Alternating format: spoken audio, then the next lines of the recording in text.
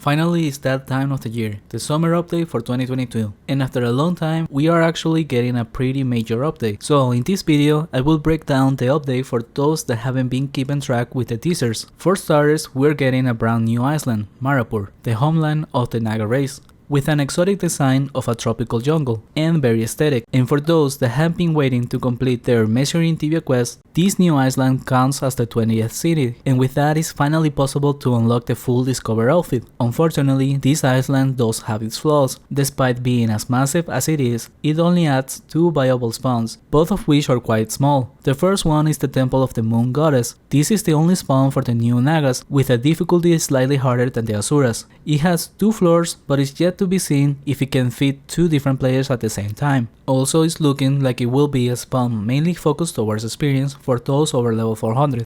The second spawn is the Great Pearl Fan Reef. Just like the previous one, it also has 2 floors, which I think is a bit more likely to be enough for splitting the cave for at least 2 people. The difficulty is a bit harder than the Were Lions in my opinion, and it seems like it will be a profit spawn similar to the Lion Sanctum, with lower experience but good profit for those of around level 250s. And that's it for the spawns here. I did a bit of exploring, but at first sight I didn't see much potential to make a hunting place for the monsters on the surface. Despite the island being so big and having monsters here and there, their density is low and they're too far apart. And if you wonder what's the point of such a massive island with so little content, well, your guesses are just as good as mine. It doesn't even have a proper city with lots of houses to buy, although it is adding 3 houses and 1 guild house, but that's all there is. Moving on, we're getting 2 new quests, one of which revolves around Marapur, and I have already made one guide for it that covers the access to the island and to the new boss, so please do check that out. The quest is Within the Tides, and upon completing, you will receive a new backpack, a new mount, an achievement, and access to the main boss of the quest, Tibia the Many-Headed. This boss can be done solo depending on the level or with up to 5 people, and it drops the items from the Naga collection, which includes weapons for all vocations, 2 different sets of armor and legs for druids and sorcerers, 2 different boots for paladins and knights, a new amulet unique to knights that when charged gives similar stats to a red plasma but with extra 50% of ice protection, and lastly a new quiver with 2% ice protection. Most of these items are focused towards ice protection, which makes them less desirable since there isn't good places to hunt where they will be helpful, but the wand and rod do have some potential with the extra magic level for elemental damage.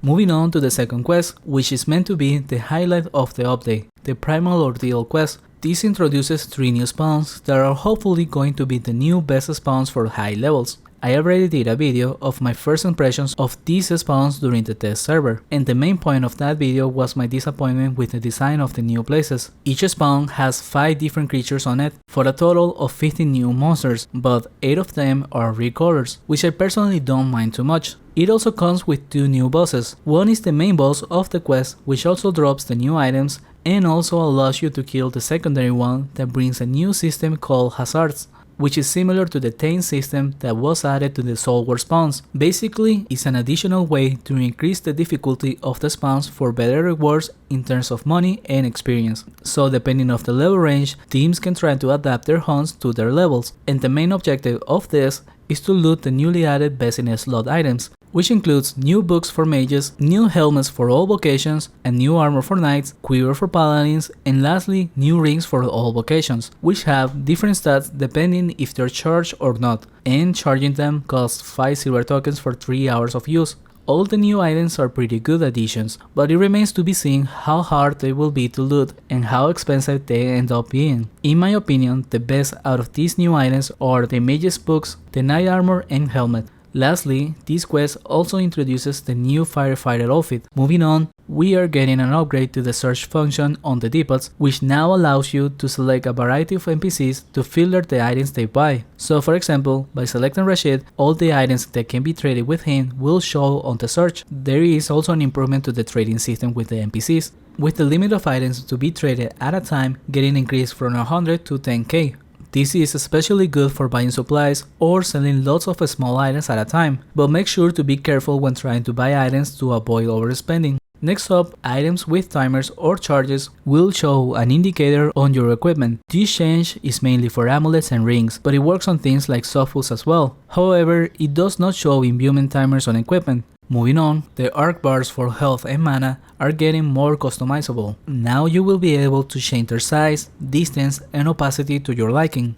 But at the moment, this only applies to the arcs. Normal bars remain the same. Next up, another highlight for the update. The Bosstiary. Like the name implies, this is similar to the Bestiary but for bosses. All bosses were included in this, with different ranks based on how often they can be repeated. So depending on the ranks, they will give a different amount of points toward your Bosstiary. And by improving your Bosstiary, the rewards increase towards the boss you select. Similar to how the charm system works, you get one slot where you can add any boss you have killed once, and this will increase your odds of looting equipment pieces from that boss. This only applies to items that can be equipped, so normal items like gold, creature products, gems and so on are not affected by this, but items like weapons, gears, shields and so on get better odds of dropping. And every day you will be able to select one boss for free, and then after that it will cost you gold, starting at 100k, then 400, 700, 1kk and it goes on.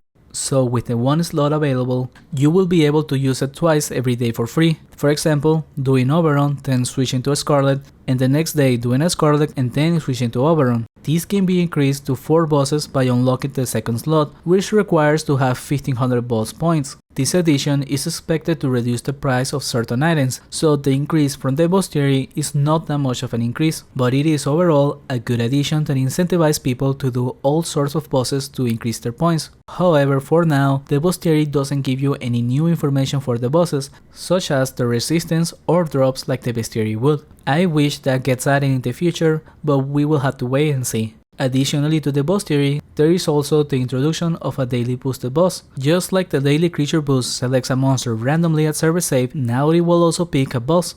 During this time, the boss will count as 3 times the kills towards your Bosstiary, and will automatically have increased odds of equipment drops for that day. Lastly, once you kill a boss for the first time, you will receive a boss podium. This can be used on any house you own to display a boss you have half unlocked. Extra podiums can be purchased for 1kk at the Adventurers Guild. And you will also be able to now track the cooldown of your bosses through the added tab to the analytics. And that is all we got for this summer update of 2022. I will be making more specific videos for the new content as time passes by, so please consider subscribing. Thank you for watching, and special thanks to Tuna Hero, Torte Slasher and Drunken Watson for their donations to the channel.